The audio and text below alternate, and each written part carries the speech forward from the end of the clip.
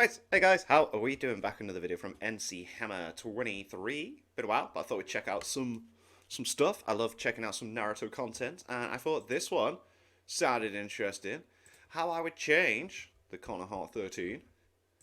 Let's get into it. So recently I made a video about the Konoha 13, specifically ranking and explaining the Konoha 13 as adults based on usefulness. That is to say, we weren't talking about how strong they were, but instead by how useful they are to Konoha or the greater ninja world currently. And you can't make a video like that without calling a couple of people useless. And if we're being entirely real, at least half of the Konoha 13 as it currently stands are some degree of useless, which has actually always been one of the bigger flaws of Naruto, in what feels like such a wide yeah, because they're introduced in such like high regard, and then you expect a lot from them, and then they don't really do a lot. Expansive and well thought out world, only the true main characters ever proved to be any use whatsoever, with characters like Shino and Ino and Kiba and Tenten falling through the crack. I mean, Gaara doesn't even do anything anymore.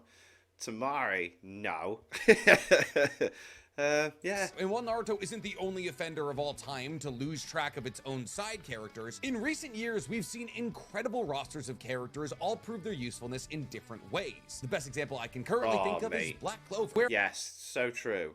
Weaker Black Bulls who don't get a lot of screen time like Magna have bossed up and had incredible moments, with Magma going so far as to defeat one of the Dark Triads. So naturally, as I spent a half hour talking about how the majority everyone in the Black Bulls gets a moment of the members of the Konoha 13 were useless, a lot of people either put in the comments or emailed me the question, how would I make every individual member of the Konoha 13 as useful as they possibly could be? That is to say, what character differences would I make for each individual member of the Konoha 13 to maximize their potential? So I decided to do exactly that today. Create key character differences in the plots of every single member of the Konoha 13 in order to not only maximize their power in a way that makes sense, but also maximize the potential output of usefulness to the ninja world as a whole. Now, before we get into this, I'm not going to say that every single one of them just happens to stumble upon a Rinnegan and pop it in their eye. Everyone just has it. Become a god that can battle against the Otsutsuki. We're going to look at realistic changes that every single character of the Konoha 13 could have made in order to make sure that they not only would have got more screen time,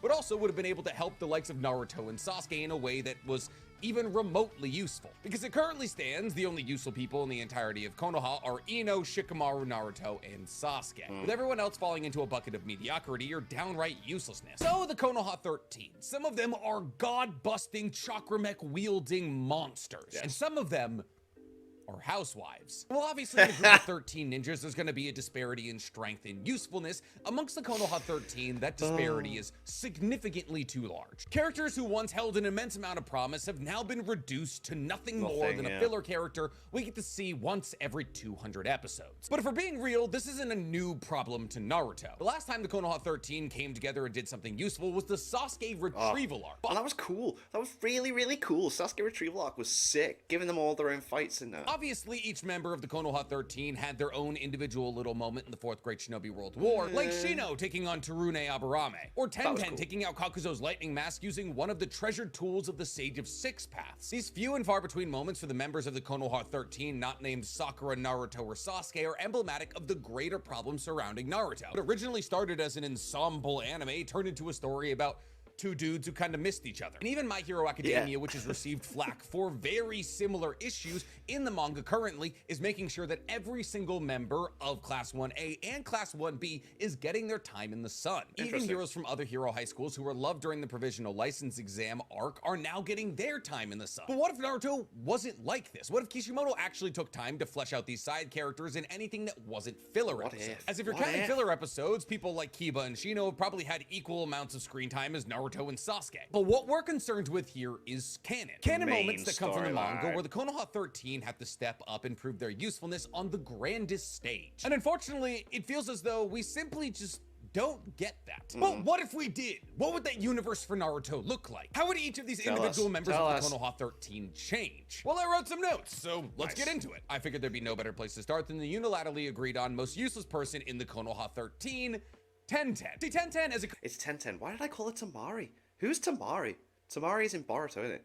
Anyway, ignore me. But Tenten, I'm sure I've seen this, and I might be wrong. I think it's right.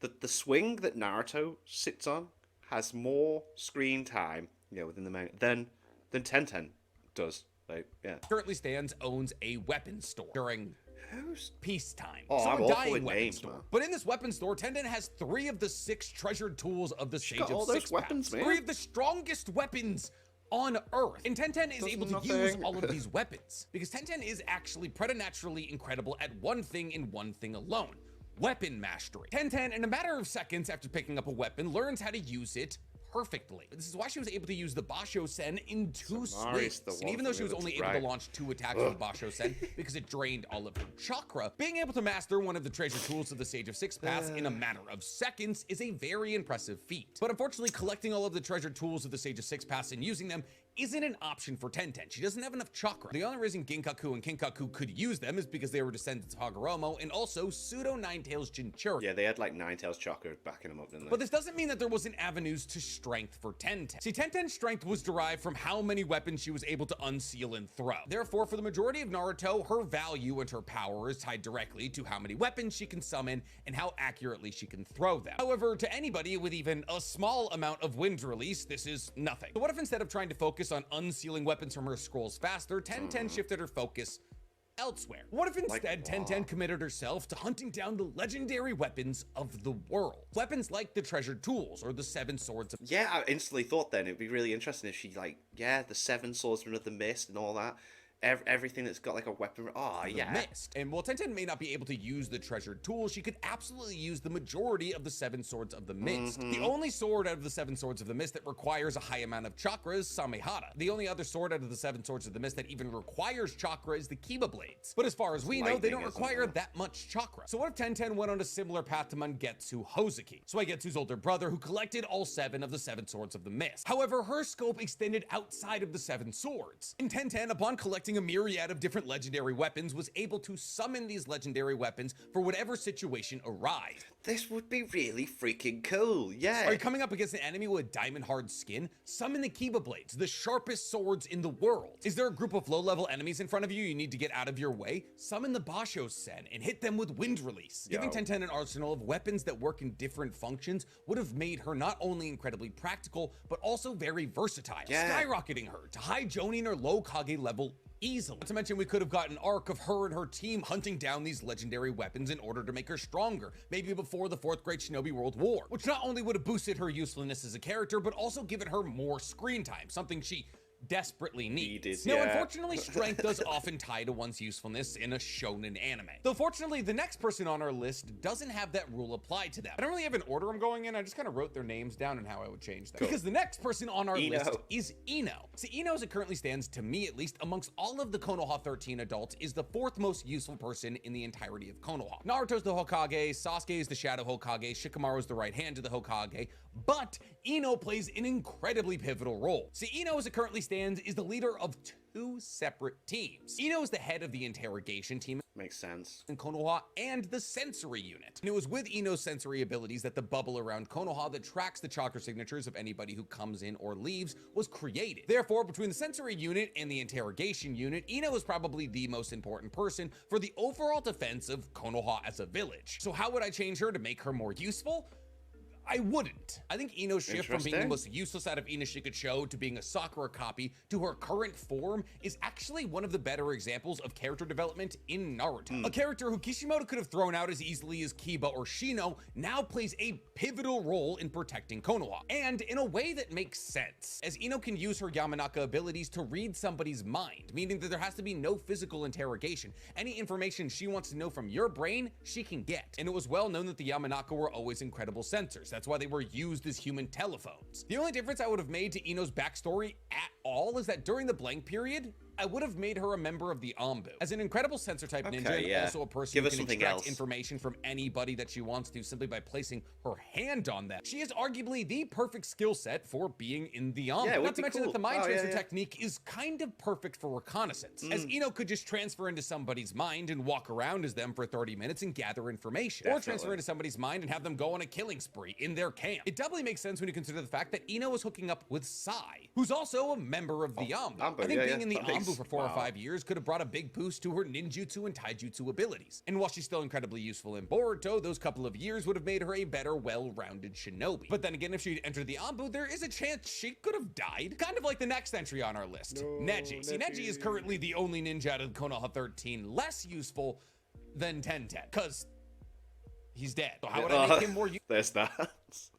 There is that. Useful? Well, one, I would move the sticks out of his body. So let's say hypothetically somehow Obito missed and Neji doesn't end up dying. How does alive Neji prove to be more useful than he was prior to his death? Because if we're being real, his death was the most important thing he ever did. And while I could sit here and say that I want Neji to become the world's strongest Byakugan user, who goes on to become the Kage and lead the Hyuga into their grandest era, I don't think that's Neji's path. Ironically, I believe the greatness out of Neji would have come from a more political angle. See, as it currently stands, the Hyuga clan is still very much split into the main family and the branch family. I believe that Neji's true usefulness would have come from working together with Hinata as respective leaders of the side and main branch families to come together and break down the barrier in the Hyuga clan, with both Hinata and Neji leading the Hyugas into a more cohesive future, as the system of having a side and main branch family not only is barbaric, but not really necessary anymore. Since the Shinobi Alliance currently exists, if any of the other ninja villages moved against the Hyuga family, it'd be considered an act of war, and the side branch family only exists to protect the Byakugan. And considering Shikamaru's second light novel, when Konoha decided to divulge all the information they have about ninjutsu, taijutsu, and genjutsu, and shinobi wear to all the other villages can ask about the Byakugan as much as they want. All information is being shared amongst all villages. So Neji's true usefulness is leading the Hyugas into a more cohesive future, becoming a high-level jonin, and probably getting a couple of genin to teach. Oh, and knocking up Tenten. But speaking of people who would have been more useful if they were dead, next up on the list we have... Oh, mate, yeah, I can't wait to see what he does with this one. Kiba. Kiba is currently a cop who sells dog food. I wish I was kidding, genuinely. Kiba's a jonin, and any mission that requires sniffing out a scent, he gets called up for. However, since there isn't a whole lot of missions outside the village, Kiba's usually involved in domestic affairs, meaning he's usually working side by side with the Konoha police to find criminals. Outside of that, he's kind of the most famous Inuzuka, and therefore he's the face of a lot of dog food brands. And which is fine, he's technically an influencer, I can't really judge him. He could have achieved a lot more. See, since Kiba is still a jonin and is still involved in jonin-esque things, a lot of his value is tied intrinsically to his power. And unfortunately, Kiba kind of stays at the same power level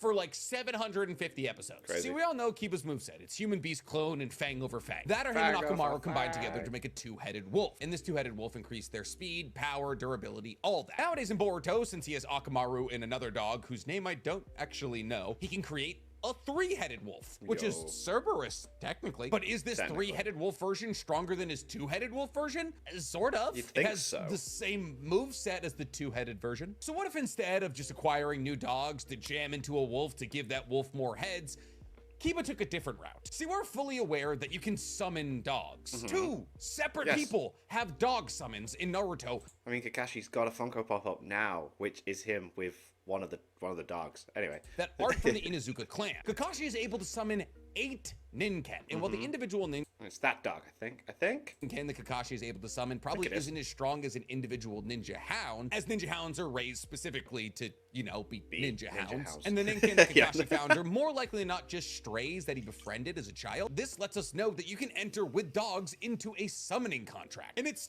very effective. But Kakashi isn't even the only circumstance where we see a dog get summoned.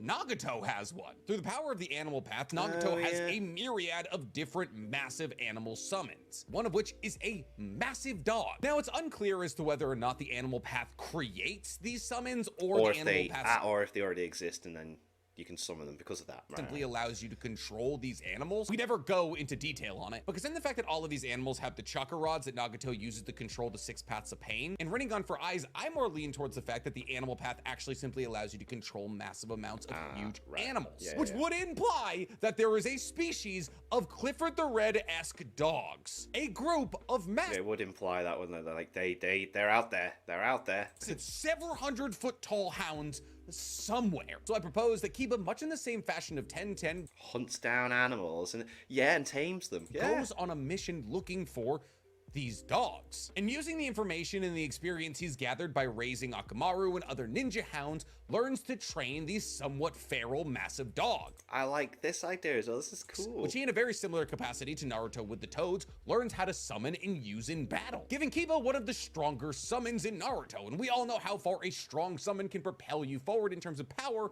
in Naruto. And then Kiba can do Fang over Fang with this massive dog, or so combined with that dog to give it another head. I think this is significantly more compelling than an endless slew of huskies. But speaking of raising an endless slew of pups, next up on the list we have Hinata. Okay. She's the only one in the Konoha 13 with 2 kids, which is weird, right? But then again, how many of the Konoha 13 had siblings? Sasuke, obviously, and like Shino? I think Shino has a brother. Does Ino have a brother? I like that Kishimoto worked in the concept of Japan's declining population into the Naruto world. Anyways, Hinata. Hinata is probably currently, unfortunately, the biggest leader in wasted potential in Naruto. Hinata has the last vestiges of Hamura's chakra, much in the same capacity that Naruto has the last vestiges of Hagoromo's. On top of that, with the creation of Twin Lion Fist, Hinata was one of the youngest people ever to create a jutsu, with the only people beating her out being Minato and Kakashi. Pretty good company. And yet the current role that she serves in Naruto is housewife, which I get. I do understand why she's a housewife. She has 2 children and her husband is the Hokage. Unfortunately, somebody did have to be at home in that situation, and it wasn't going to be the Hokage. But Sakura is in a similar, if not identical situation, and we're very aware that that wasn't the case. He was never home. Still finds time to run the hospital and run the occasional ninja mission, like she did in Sasuke Retsudan. Now, obviously, Sakura only has 1 child, and that's Sarada, who's significantly older than Himawari, but you're telling me Konohamaru won't keep an eye on Himawari? Now, well, I would love to sit here and tell you that I want Hinata to be a high-level jonin out there busting skulls with Hamura's chakra. It's just not the logical path for her. See, Hinata is the current head of the Hyuga clan. She is the Byakugan princess. In my ideal world of usefulness, I've already touched on this. I would love to see her and Neji working together to break down the barriers in the Hyuga clan. Getting an arc in Boruto about Hinata trying to make a political and lifestyle change in the Hyuga clan that's existed for centuries would be incredible. And honestly, a deep dive into the culture and politics of the Naruto world is one of the biggest things that Naruto as a whole is missing, as really the only times we get anything in terms of exposition is through combat. So watching Hinata try to break down the preconceived notions that the side family is less than the main branch family and therefore should sacrifice their bodies to make sure that the main branch family never lose their Byakugan would be really cool. And it would also bring to light the better aspects of Hinata's character, like the fact that she's incredibly intelligent and loving. But enough about talking about possible character development. Let's move to our next entry on the list, Choji. The reason I say let's move beyond talking about character development is because Choji's already basically doing everything that he possibly could. Choji's a jonin who still goes out on missions occasionally and is known as the physically strongest ninja in Konoha. That's kind of everything you would expect from Choji. And on top of, well, from any of the Konoha 13, you'd expect something like that. Of all that, he's the current leader of the Akamichi clan. For all intents and purposes, that's really good. Pretty good. Back Karui from the Hidden Cloud, he had a child with Chocho. And while technically, for a lot of the Konoha 13, you could make the argument, why did they never have a team of Genin? Or why did we never get to see it? And that's because jonin with children never get teams of Genin. Ironically, having a team of Genin is kind of like a singles party. It's kind of like your first job out of college. If your first job out of college was teaching kindergartners with guns. So I'm not going to sit here and say that Choji should have got his own team again, because there was only 3 or 4 years between the end of the 4th Great Shinobi World War and when Karui popped out Chocho. And so far as power goes, Choji is very powerful. Choji and his father Chozo were able to go toe-to-toe with the Ghetto statue for a little bit. And while obviously the Ghetto statue isn't the Ten Tails, it's still the husk of the Ten Tails. Yeah, that's something to be very, very proud of. Being able to go toe-to-toe with that for even a little bit is very impressive. The only way that I would recommend to make Choji stronger is to master other things that aren't yang release. See, the Akamichi calorie conversion focuses on making fat into chakra. The chakra is then used to expand the body using yang release. The highest form of this technique is the butterfly technique, where so much fat is being converted into chakra that it spouts massive butterfly wings out of the back of the Akamichi clan member using it. But still, all of this is only yang release. What if Choji were to hypothetically learn things like lightning release or earth release or water release and use that in conjunction with his partial body expansion? Yeah, damn, okay. That'd be pretty freaking sick. Imagine a Chidori coming from a 300-foot Choji. I mean, and Choji in essence operates like his own Susanoo, meaning that any jutsu generated from a body that large would be massive, which Yeah. could possibly put him on par with the likes of Susanoo users. Though probably not, because it's his body getting hit, not a giant chocolate Yeah, it's like a skeleton. But speaking of shield, people who are Jonin now and really just still managing to be useless, next up on our list we have Rock Lee. Rock Lee is low-key sneaky important to Konoha. Why do I say this? Well, we learned in Naruto the Last that Rock Lee is training a group of people in the way of the 8 gates called the Suicide Corps. And Rock Lee and the rest of his Suicide Corps were able to activate up to, I believe, the 6th gate and cut the meteor that was about to hit Konoha in half. Now, mind you, one half was still gonna fall on Konoha until Sasuke cut that half into a bunch of little pieces. But still, being able to kick a meteor in half, very impressive. Yeah, that's Outside cool. of training other people in the ways of the 8 gates, Rock Lee is just a high-level Jonin. But for Rock Lee, that is a significantly lower bar than for Choji. See, Rock Lee, as it currently stands, is probably the strongest person in Konoha that's not a cyborg or has a karma marking. And that's if you lowball Naruto and Sasuke post-nerf. If you want to lowball Rock Lee, he's at least the 4th strongest person in Konoha that's not a cyborg or has a karma marking, with only Team 7 being stronger than it. But here's the thing about Rock Lee. He only uses taijutsu. And you want to know the funny thing about these Otsutsuki threats? Their only weakness is taijutsu. Ha! Yeah.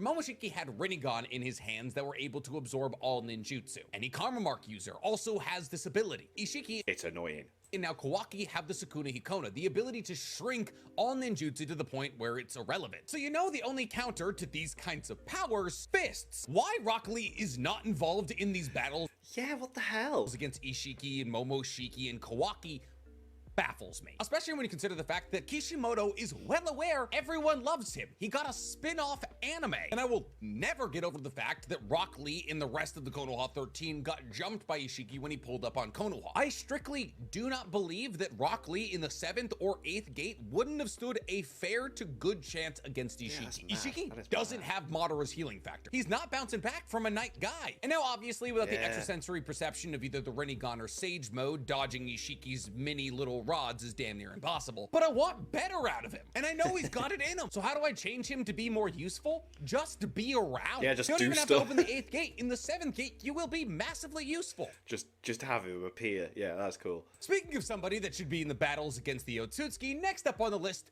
Yeah, I guess bugs. we have Shino. Nick, what do you mean? How could Shino ever be in the battle against the Otsutskis? Give me a second. So we're well aware that there is several very powerful bugs that the Aburame clan has access to that Shino has compatibility with but doesn't use because he has morals. The most specific of which being the Rinkaichu. This is a nano-sized bug that Tarune Aburame uses, and it makes him insanely powerful. This nano-sized bug crawls over the skin of the Aburame and makes their skin essentially poison. Anybody that they touch, the Rinkaichu will seep onto, and the Rinkaichu, when on somebody else's body, eat away at their flesh and bones. It's like incredibly corrosive acid that even one touch from basically spells Just your keeps undoing. Now we spreading. know that Shino has an affinity with the Rinkaichu, but chooses not to use them, which is why Tarune, who did choose to use them, ended up as Danza's right-hand man. But this isn't the only insect that Shino doesn't use. Yoji Aburame, an Aburame clan member from Itachi's light novels who killed Shisui, had a specific species of bugs referred to as the Kochu. This bug is roughly the size of a mosquito, and once it bites its intended target, it paralyzes them, but also upon paralyzing them, injects them with enough deadly poison to kill an elephant. Whoa. Okay. Not to mention that after you die, this poison is entirely undetectable. It was Yoji Aburame in the use of this bug that caused Shisui to be frozen still when Danzo stole his eye. And because Right. Shisui was fully aware that he had been poisoned, it's why he told Itachi to cut him down. And considering the fact that Shino has never met a bug he wasn't compatible with, he could probably also find compatibility with this Kochu. But also, for the same reason he doesn't use the Rinkaichu, probably chooses not to because of morality. These bugs can't be used without killing the target. But what if Shino, realizing the strain on the highest level of shinobi in Konoha, realizes that he needs to take a step forward in terms of power? What if Shino, upon recognizing the fact that Naruto has lost Kurama, Sasuke has lost the 6th Tome Rinnegan, and Konoha is left kind of defensiveless at the whim of Kawaki and a bunch of cyborgs, decides to throw his morals to the side and acquire Step as up and many do what's powerful needed. Yeah, insects as he can? Because here's the thing, much in the same capacity that the Otsutsuki are weak to taijutsu, they're also weak to bug users. As a Rinnegan can't absorb bugs, they're not ninjutsu, Yeah, they're they're living not things. chakra, And the same thing yeah. could be said for Yoshiki or Kawaki Sukuna Hikona. They can't shrink living things, which actually makes Shino one of the most valid options on Earth when it comes to fighting against the Otsutsuki, but only if he upgraded his arsenal. And if we saw Shino take this route, we could see him battling with the moral decision of taking on insects that kill people when used, something that he's refused to do for the 20 or 30 years he's been alive, which I think would not only be incredible for his character, considering the fact that he too, like Tenten, gets very little screen time, but also be great for the story because everybody loves Shino. But speaking of people who have made questionable moral decisions throughout their life, next up we have Sai. I don't really have anything for Sai. I mean, he's a leader of the Anbu. How much more useful can you get besides that? You can't get much more useful than that. On top of that, he's got a team of genin that are technically anime canon only that he's teaching to be Anbu right now. I don't know, he's doing fine. On top of that, unlike a lot of the other adults in Konoha right now, he hasn't lost his touch. Considering the fact he's in charge of protecting Naruto and running the Anbu, he kind of has to stay in touch with his ninjutsu. So genuinely, no notes, which is kind of going to be a small trend from here on out. Because next up we have Shikamaru. Shikamaru is also incredibly useful. See, when most people think of Shikamaru, they're like, Oh yeah, he's the right hand of the Hokage. He's super useful. but At least the Hokage now, but yeah. Shikamaru is a lot more than just the right hand of the Hokage. No, he's the Hokage now.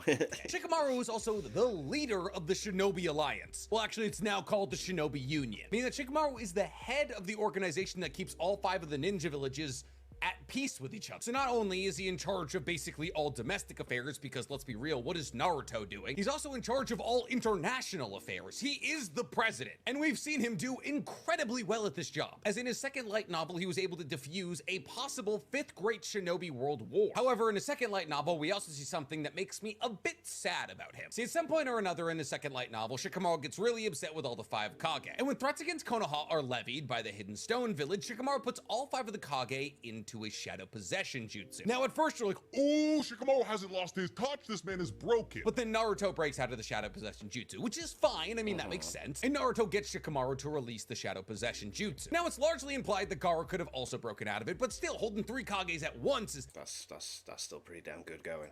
very impressive. Until Shikamaru, kind of pissed off about the whole situation, is walking home and tries to use Shadow Strangle on a tree. Realizes that his Shadow Strangle can't even crush a tree, which means all the other Kage were just being polite. And it's at this point that you realize that while Shikamaru is making incredible political, international, and domestic moves, he has lost all combat touch, which is unfortunate when you consider the fact that since his shadow is a yin release, it can't be absorbed by the likes of Rinnegan or karma markings, which is why Shikamaru was able to bind Kawaki. Therefore, if Shikamaru were to train back up his shadow possession style, he could actually play a massive role in the incoming battle against Otsutsukis and those with karma markings. So while I do absolutely acknowledge the fact that Shikamaru plays a massive role for the shinobi world as a whole, if he was stronger, he could play an even bigger role. Talking about people who play a big role but could play a bigger one, next up on our list, we have Sasuke. It pains me to say that Sasuke is pretty much doing all that he can. Well, he had his 6th Tome Rinnegan. He was popping around between dimensions looking for clues about the Otsutskis. He helped Naruto in the battle against Momoshiki and kind of in the battle against Ishiki. And he's been one of the major deterrents for people like Code and Ishiki when they think about invading Konoha. But currently, as it stands, he's a Shadow Hokage with no Hokage and no ability to travel between dimensions. So what's the most useful thing that Sasuke could do right now? Die! It's unfortunate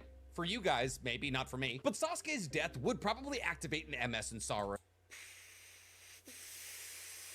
which you would then be able to take one or even possibly both of his eyes to activate a dual MS or maybe revive the Rinnegan inside of her, vaulting Sarada to the forefront of power, which she absolutely needs considering the fact that she's one of Boruto's only allies. On top of that, Boruto having a grudge for possibly Kawaki killing Sasuke would be a great motivating factor for him to get revenge against Kawaki. So how can Sasuke help the story move forward?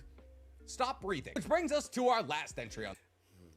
At the time of me recording this, the chapter leaks are out with Sasuke as a tree. Wow. This list.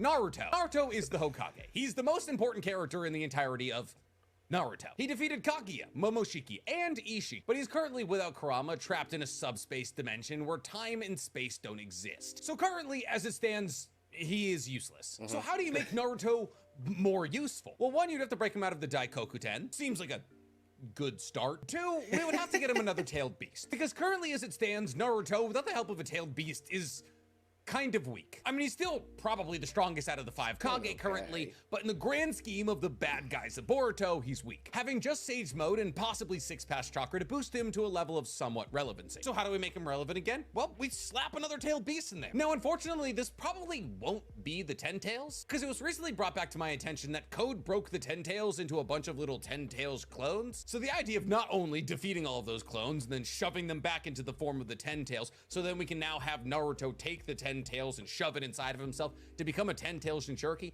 seems like a bit of a stretch. There are a lot of tailed beasts out there who have a lot of love for Naruto, specifically Son Goku and Isobu. And while technically every tailed beast outside of Gyuki is currently just chillin', it's a possibility that Naruto could become the Jinchuriki for 7 out of the 9 tailed beasts. That's a very interesting shout. That's very interesting, yeah. Which would give him power comparable to what Because you would understand the concept and know how to communicate and stuff with it, I suppose. he had with Kurama. With that power, Naruto would once again be in the relevancy sphere of one of the higher powered people in the entirety of Naruto, which would allow him to fight side by side with the likes of Boruto and Kawaki. But more than that, and more than anything, Naruto could just try being a father. And maybe, just maybe, if he spent more time with his family, they all wouldn't be trying to kill each other currently. Maybe. But what do you guys think? How would you make the Konoha 13 more useful or relevant in the modern day of Boruto? Tell me in the comments below. While you guys are down there, please, for me, like this video, subscribe to the page. Hit that notey bell. Listen, a lot of these entries could have just been be better parents.